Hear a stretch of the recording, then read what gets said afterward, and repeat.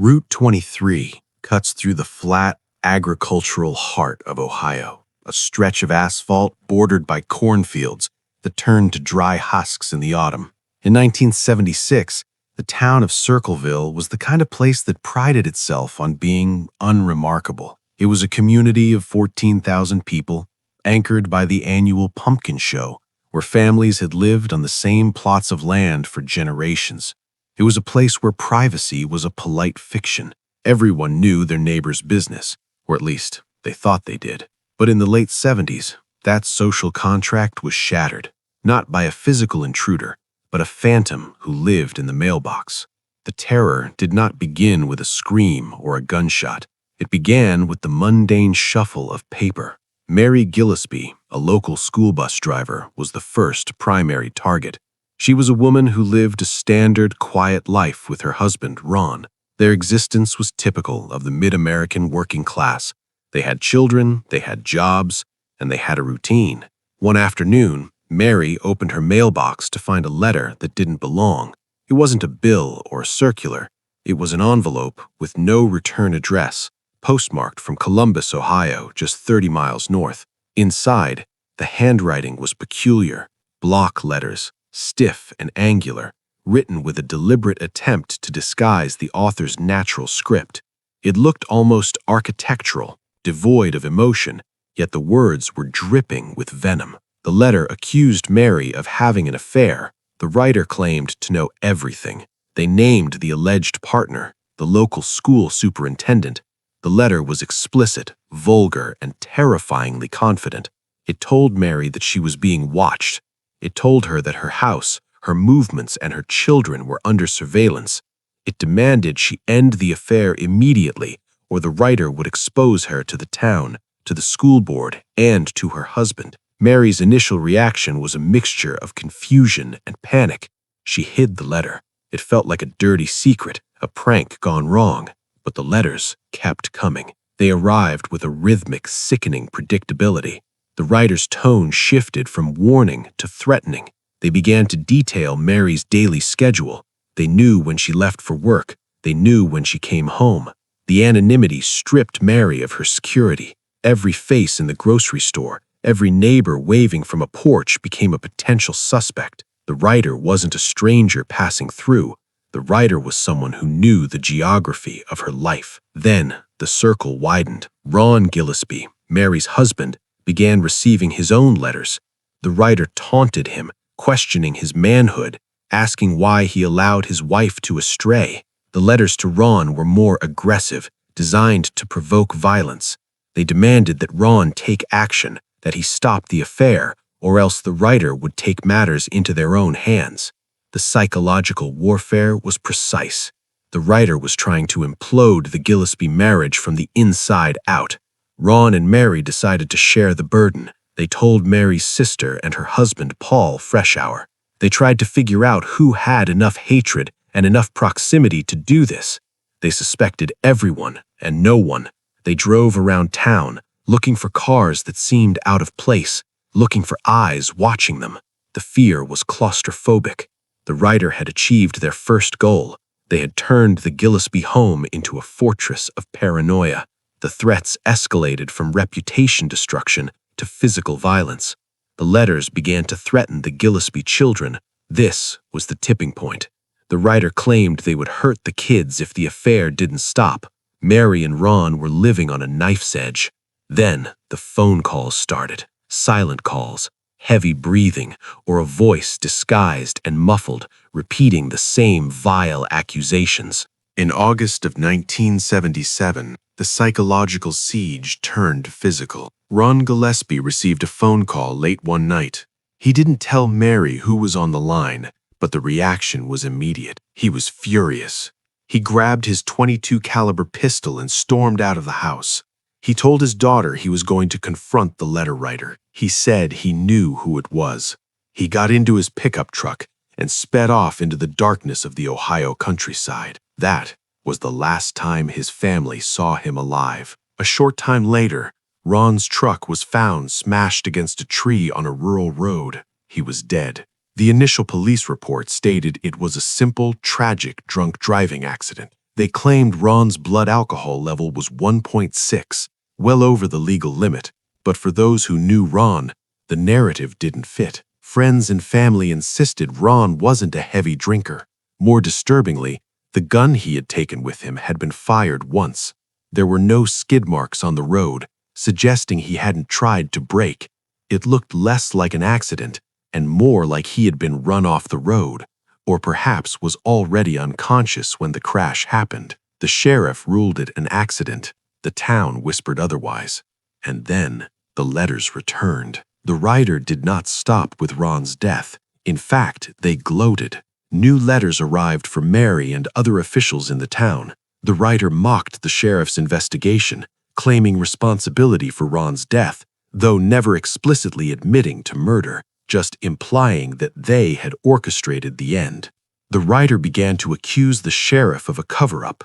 The scope of the harassment was growing. It wasn't just about an affair anymore. It was about the corruption of the entire town. The writer positioned themselves as a moral crusader, a vigilante cleansing Circleville of its sins.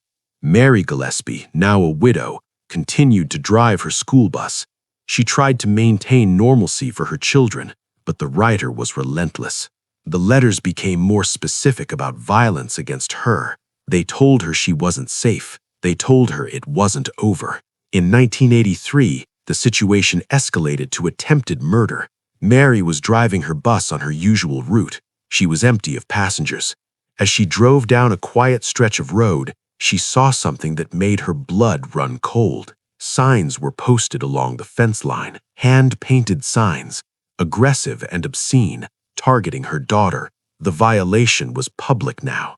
It wasn't just in the mailbox. It was on the roadside for the whole town to see. Mary stopped the bus. Furious, she got out to tear the signs down. She walked over to the fence.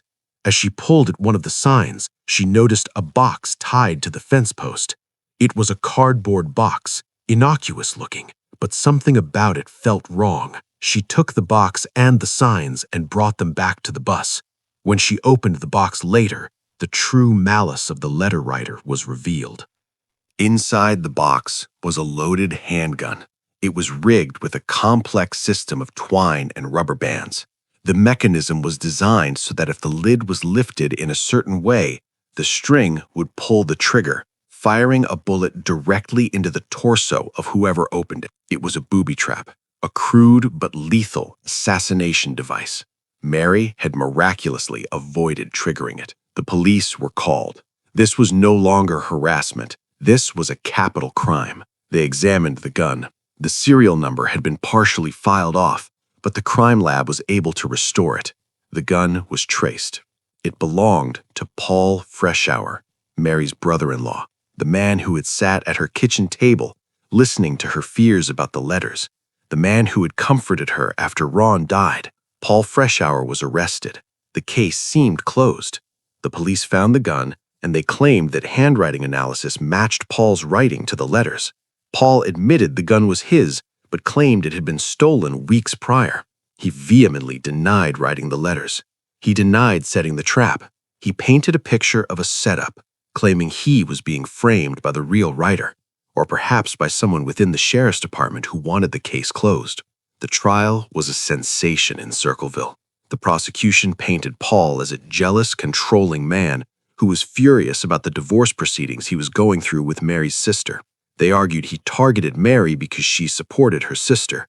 The handwriting experts testified that the block letters were his. The gun was the smoking gun. Paul Freshour was convicted of attempted murder and sentenced to up to 25 years in prison. The town let out a collective breath. The boogeyman was locked away. The letters would stop, but they didn't. While Paul Freshour sat in solitary confinement at the Lima Correctional Institution, the letters began to arrive again, and they were not just local anymore.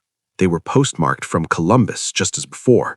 They were written in the same distinctive block style. They contained information about the town, about events happening in real time, information that a man in solitary confinement with monitored mail and no phone access could not possibly know. The writer taunted the police. They taunted the prosecutor. They wrote to Paul Freshour himself in prison telling him, Now when are you going to believe you aren't going to get out of there? I told you 2 years ago, when we set 'em up, they stay set up. This is where the reality of the Circleville case dissolves into nightmare logic. If Paul was the writer, how were the letters continuing? The authorities claimed Paul was smuggling them out, perhaps passing them to other inmates or visitors. But Paul was in isolation. His mail was read. His cell was tossed. No writing materials were found that matched the letters. No contraband network was ever discovered. The letters grew more erratic and widespread. They began to target the warden of the prison where Paul was held. They contained personal details about the warden's life. The writer seemed omniscient. It was as if the entity haunting Circleville had no physical form, or perhaps it was never just one person. In the early 1990s, the case gained national attention when the television show Unsolved Mysteries decided to film a segment in Circleville. This drew the writer out of the shadows once again. The production team received a postcard. It read, "Forget Circleville, Ohio. Do nothing to hurt this town. If you come to Ohio, you ill sickos will pay." The handwriting was the same. The postmark was Columbus. The threat was clear. During the filming, the crew and the interview subjects felt the weight of the town's paranoia. People were afraid to speak. They whispered about a cover-up, about a cabal of powerful local men who used the letters to control the town, using Paul Freshore as a convenient scapegoat. There were theories that the letters were a smokescreen for illegal gambling rings or political corruption, a way to keep everyone looking at their neighbors while the real crimes happened in plain sight. Paul Freshore spent 10 years in prison. He was released on parole in 1994. Until his death in 2012, he maintained his innocence. He started a blog trying to clear his name, dissecting the evidence, pointing out the inconsistencies in the handwriting analysis, the impossibility of the booby trap timeline. He died without ever receiving an exoneration. But the question remains, if Paul didn't write the letters, who did? And if Paul did write the early letters, who wrote the hundreds that followed while he was locked in a concrete box? There are details that still keep residents of Circleville awake. The gun in the booby trap. Some reports suggest the filing on the serial number was done in a way that made it easier to recover, not harder, almost as if the gun was meant to be traced to Paul. And then there is the matter of the Freshore handwriting. Independent experts in later years have looked at the samples and cast doubt on the original findings. The block lettering was so stylized, so artificial that it could have been mimicked by anyone.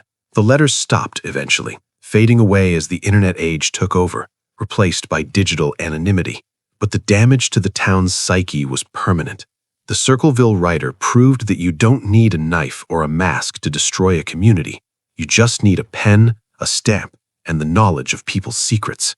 The horror of the Circleville letters lies in the intimacy of the violation.